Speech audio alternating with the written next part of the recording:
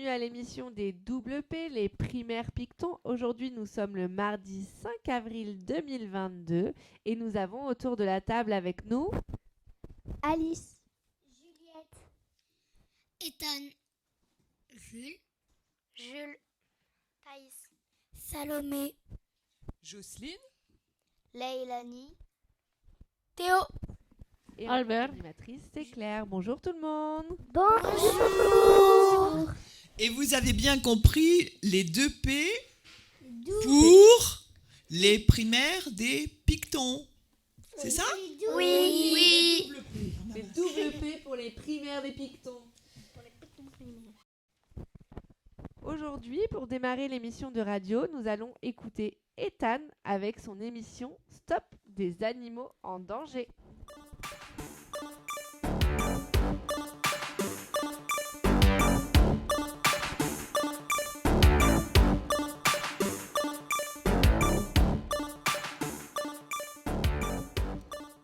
bonjour à tous.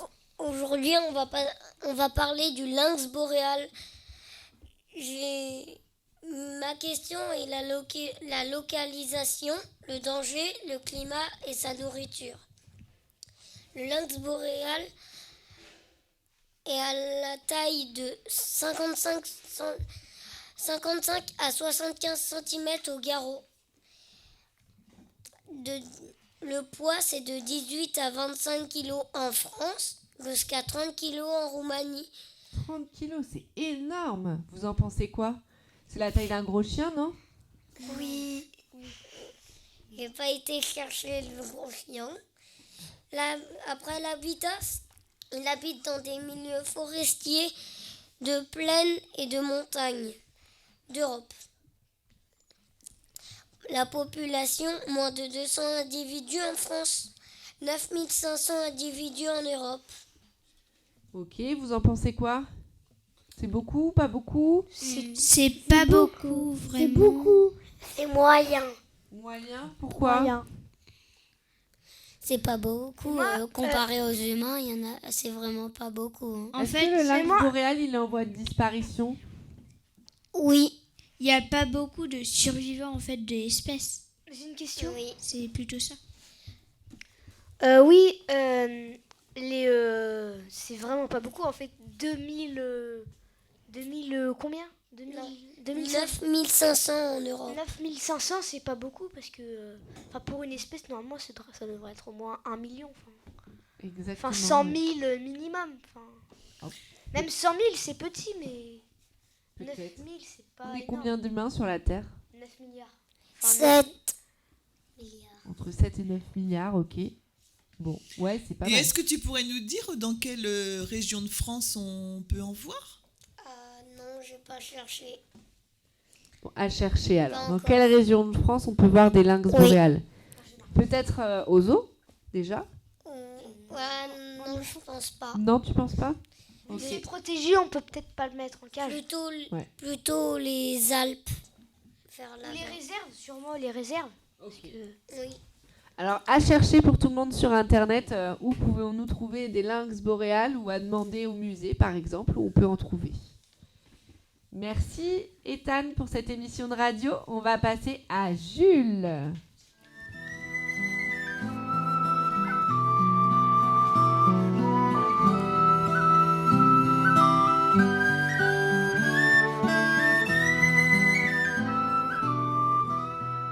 Une émission sur les minéraux fantastiques. Bonjour, je vais vous parler de comment se fabriquent les minéraux. Alors, les minéraux se fabriquent à partir des roches déjà existantes, qu'elles soient IG. IG veut dire que c'est produit par l'action du feu. Et ce qu'il veut dire, c'est qu'elle se métamorphose à partir d'une roche. Du coup, en vrai, les minéraux, même si c'est rare des fois, comme le rubis, ça coûte rien. C'est comme une pierre, quoi. Vu que c'est une pierre avant. Et donc, pourquoi alors le rubis coûte aussi cher, si c'est juste une pierre? Je n'en sais rien, moi. Vous en pensez quoi, les autres? Moi, je pense que c'est aussi parce que c'est rare, comme tu l'as dit, et c'est très beau, non?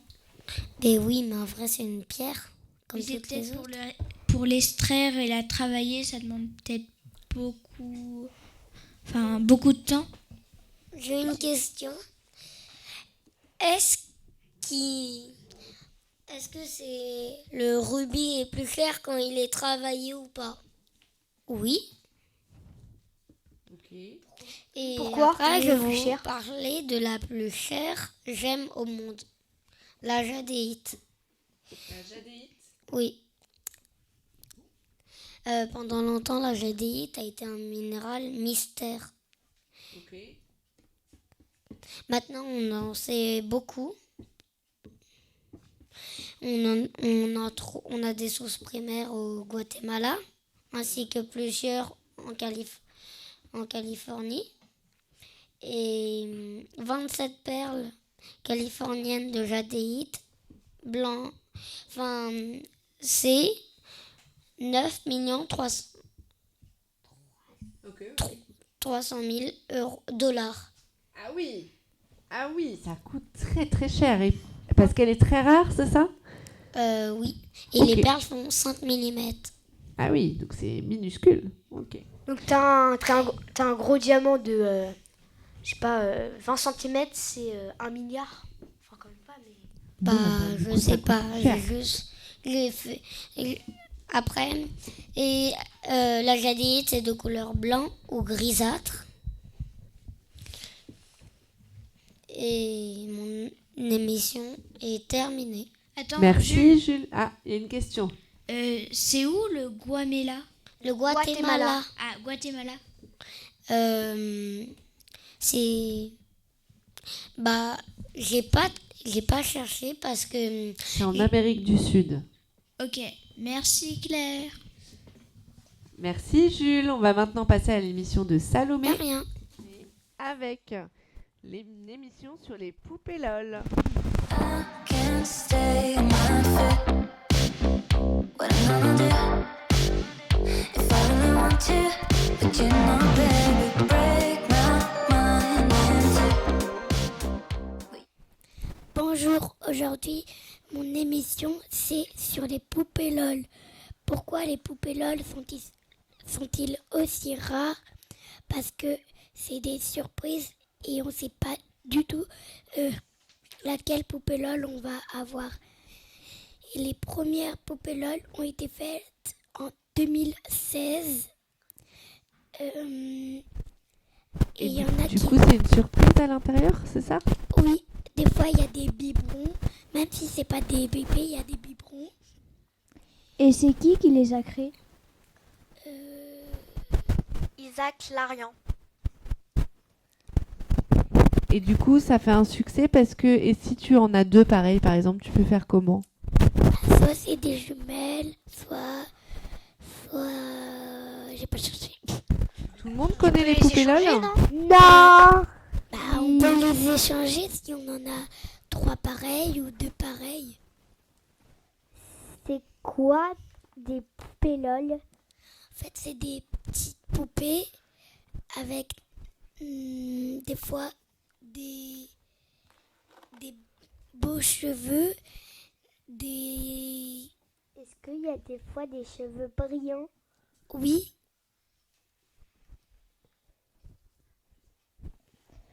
Et c'est aussi grand que les Barbie ou c'est beaucoup plus petit? alors c'est beaucoup plus petit. Il y a même des animaux. Trop cool.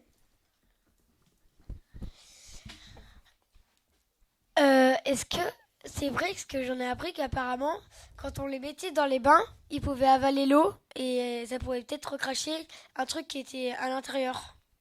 Bah, pas forcément un truc qu'il y a à l'intérieur, mais des fois, Cracher l'eau. oui, ça fait recracher l'eau. Et il y en a des fois, On les met dans l'eau, bah ça change de couleur. Oui, je comprends, mais ce que je comprends pas, c'est que en fait, c'est qu'il y a des vidéos où ça montre que ça peut recracher du slime ou des trucs comme ça dedans. ah oui, c'est vrai, j'avais pas... j'ai Ok. pas- Donc ça peut aussi recracher du slime, c'est ça? Oui. Ok, merci beaucoup Salomé pour ton émission. C'est De trop rien. cool les poupées LOL. Oui. Merci. De Nous rien. allons maintenant écouter Thaïs avec l'émission Sauver les animaux.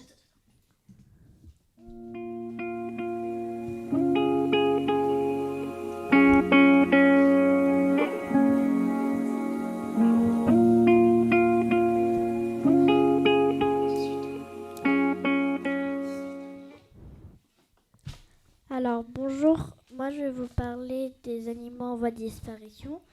Il y en a beaucoup, donc je vais pas tous vous les dire, mais aujourd'hui je vais vous parler sur la baleine. La baleine, elle est chassée durant des décennies pour son huile, utilisée comme combustible dans l'éclairage public, notamment la baleine bleue, a frôlé de peu l'extinction totale dès les années 1960. L'interdiction de la pratique a offert un court repli à l'espèce qui reste lourd, mais menacée par le réchauffement climatique et la pêche illégale. Ok. Est-ce que quelqu'un a des questions pour Thaïs? Oui, moi j'en ai une. Non. Ma question c'est les baleines bleues, où on peut en trouver? J'ai pas cherché. Et Dans les océans peut-être. ouais, mais Oui, dans quelle mais partie? dans quelle région? C'est pas une région, c'est des parties, enfin, des océans. Les grands océans, Oui, par mais exemple, si peut-être tu- pas en si mer tu- Méditerranée. En si tu- Parcelle d'océan, je sais pas. Si tu veux les voir, si tu vas en mer Méditerranée, est-ce que tu vas en trouver? Je sais pas, moi, il faut demander à Thaïs. Merci Thaïs pour cette émission. On va passer maintenant à l'émission de Leilani, Loup-garou contre dragon.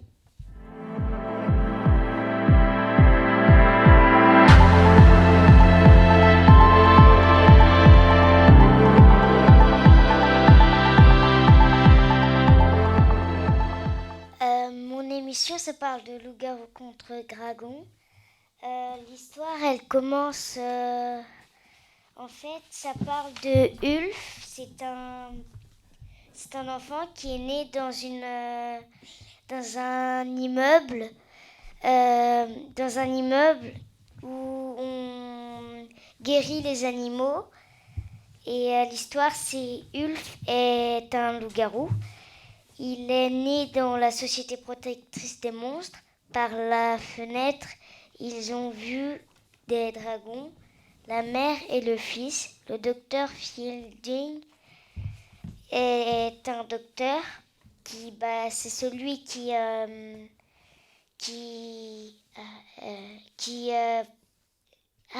guéri les animaux et est parti dans la forêt pour voir si les animaux étaient en bonne santé. Et en chemin, il voit le dragon bébé. Elle décide de le ramener à la Société protectrice des monstres avec Ourson. Ourson est celui qui aide le docteur Fielding. Et Fielding est le docteur. Oui, voilà. Il rentre à la SPM, donc la Société protectrice des monstres. Il opère le dragon et il trouve qu'il est blessé de l'aile et dans son ventre, ils ont vu un boulet de canon. Le dragon a été attaqué. Le docteur Fielding va à son bureau pour téléphoner à un spécialiste. Ensuite, il se passera plein de choses. Mais si vous voulez savoir la suite, achetez le livre La SPM, Loup-garou contre dragon. Merci beaucoup Leilani. Est-ce qu'il y a des questions par rapport au livre Loup-garou contre dragon? Moi j'en ai une. C'est un roman ou une BD? Un roman. Et il y a C'est plusieurs quoi, tomes. c'est quoi la STMM? La SPM. La SPM, c'est la Société protectrice des monstres. Et il y a combien de tomes?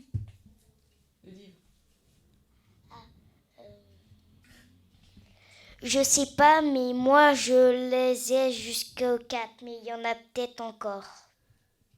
Ok. Salomé, il y avait une question? Est-ce que c'est facile d'en trouver dans tous les pays? Je sais pas. Il est peut-être en plusieurs langues, il faut rechercher. Ok, merci beaucoup Leilani. On va passer à l'émission de Jules, Les félins féroces.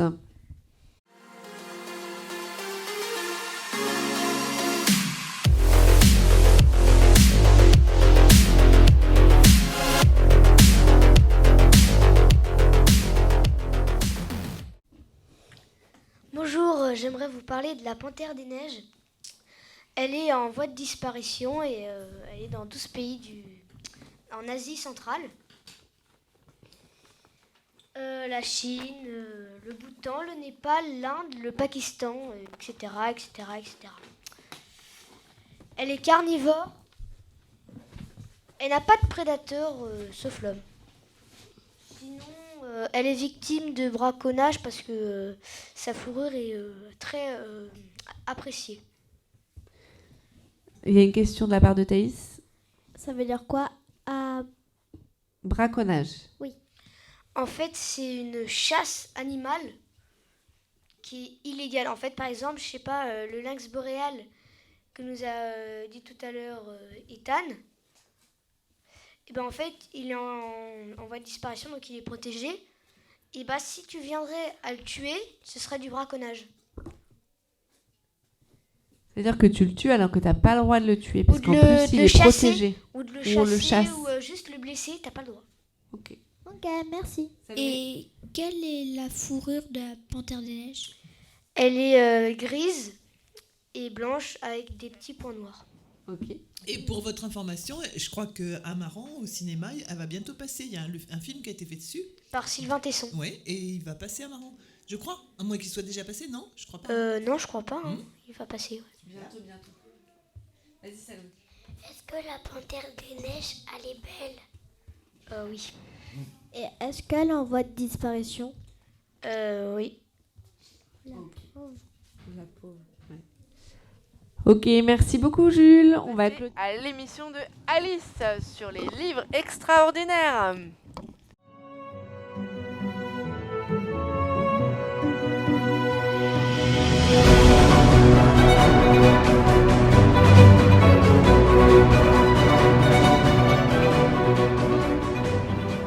Vas-y Alice, parle-nous de tes livres. Aujourd'hui, je vais vous présenter le livre Gardien des cités perdues. Ce livre part de Sophie Foster, l'héroïne du livre, et de son monde extraordinaire.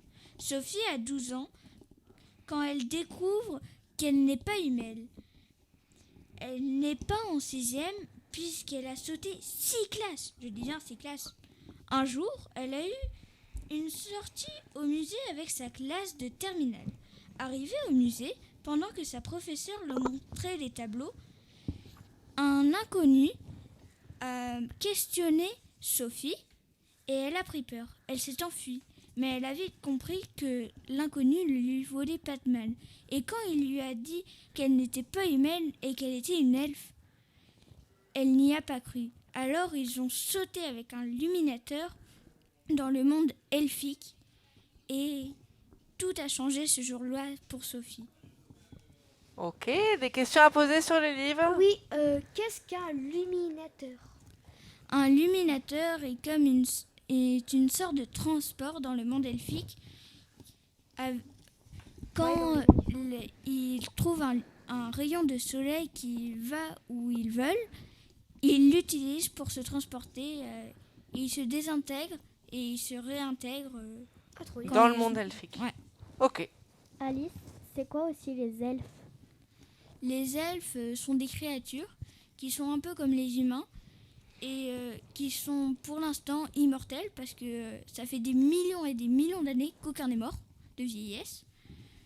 Et quand ils arrivent à 1 milliard d'années, ils commencent à avoir les oreilles pointues. Ok. On va passer à l'émission d'Albert sur la cuisine du Pérou, la comida del Pérou. Albert parle en espagnol et nous allons traduire avec Alice.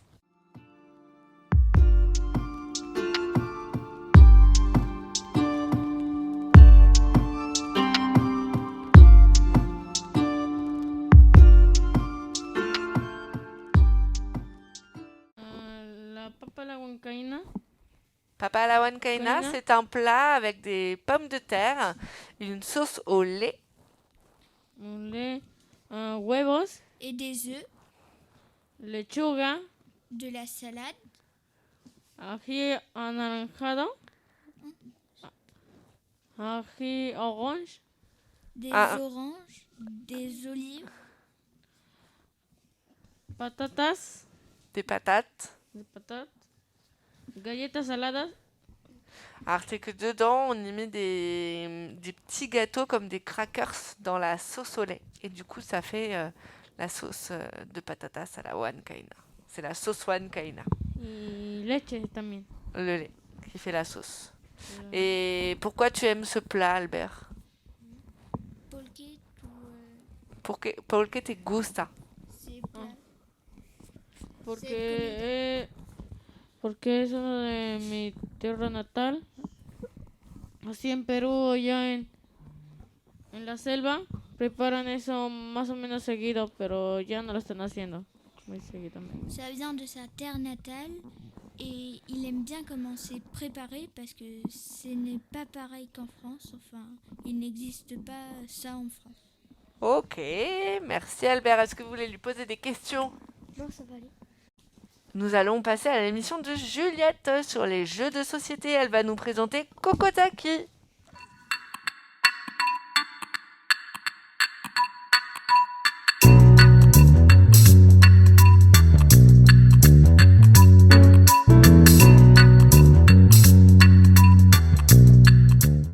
En fait, il y a 3 où il peut avoir plusieurs joueurs.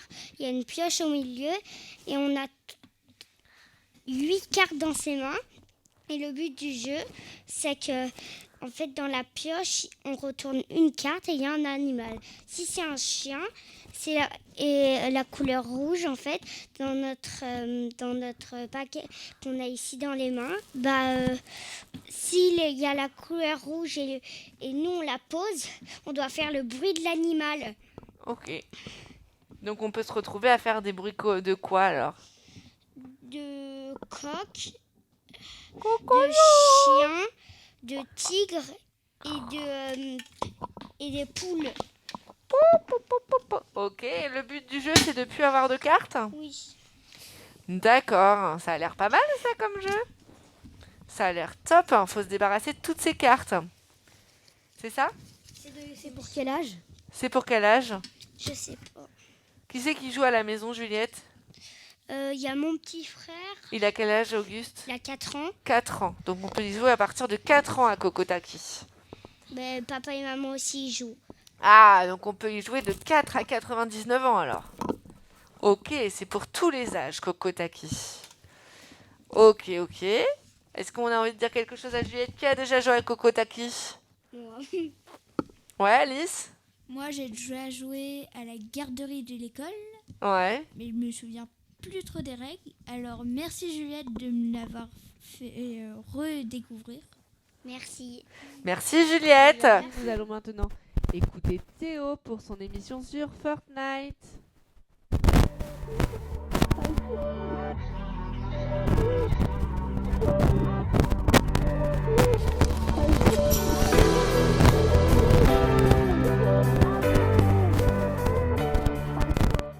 Bonjour à toutes et à tous.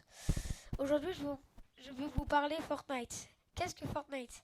Fortnite est un jeu en ligne coopératif. On peut y jouer à plusieurs, maximum 12. C'est quoi un jeu coopératif? Un jeu coopératif est un jeu où on peut jouer à plusieurs, entre amis ou avec des personnes inconnues. Ça se joue à plusieurs. Mais le jeu de Juliette, c'est un jeu coopératif aussi ou pas? Parce que C'était quoi, Juliette, ton jeu déjà? Cocotaki. Cocotaki, on peut jouer à plusieurs et pourtant c'est pas un jeu coopératif. C'est que le nôtre, c'est max. C'est max à partir de 12 joueurs. S'il y a plus de 12 joueurs, ça peut arriver qu'il y ait des petits bugs. Un jeu coopératif, c'est un jeu... Est-ce que quelqu'un sait ce que c'est? Vas-y, Jules. En fait, Fortnite, je crois que c'est un jeu de bagarre. En fait, dans Fortnite, tu peux toi te taper dessus ou taper des gens avec tes copains en fait. Oui, mais c'est surtout que vous jouez par l'intermédiaire de quoi? C'est pas un jeu que vous jouez sur une table? Non, c'est un jeu avec une console. Moi, je joue sur PS4, mais il faut jouer sur toutes les plateformes. Clavier souris, Switch, console et bien sûr aussi mobile. Et du coup, avec ses copains, quand on joue, on est dans la même équipe? Ça peut arriver que quand on fait du créatif, on est contre. Et quand on joue normalement, on est avec eux. Et après, il y a plusieurs modes. Il y a solo, section, 3 et duo. Qui veut dire solo, ça veut dire qu'on est tout seul. Et duo, ça veut dire qu'on est que 2. Et section, ça veut dire qu'on est 4. Et c'est quoi le but, quand même? Bah en fait, on est dans un bus volant. On doit sauter du bus. Il y a une grande carte. Et sur la carte, il y a 100 joueurs et le but c'est d'éliminer tout le monde et d'être le seul le seul joueur sur la map. Et donc on doit juste éviter de mourir quoi. C'est quoi la map? Une map est une zone en fait nous avons en fait la map c'est l'île qu'on a partout en fait. Oui, c'est la carte, quoi.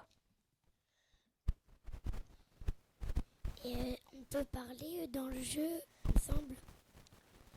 Oui, et d'ailleurs, c'est pour ça que c'est à partir de 12 ans et pas plus. Parce que c'est un jeu où il y a eu beaucoup de personnes qui se sont fait enlever et beaucoup de choses qui se sont passées, comme des insultes ou des menaces.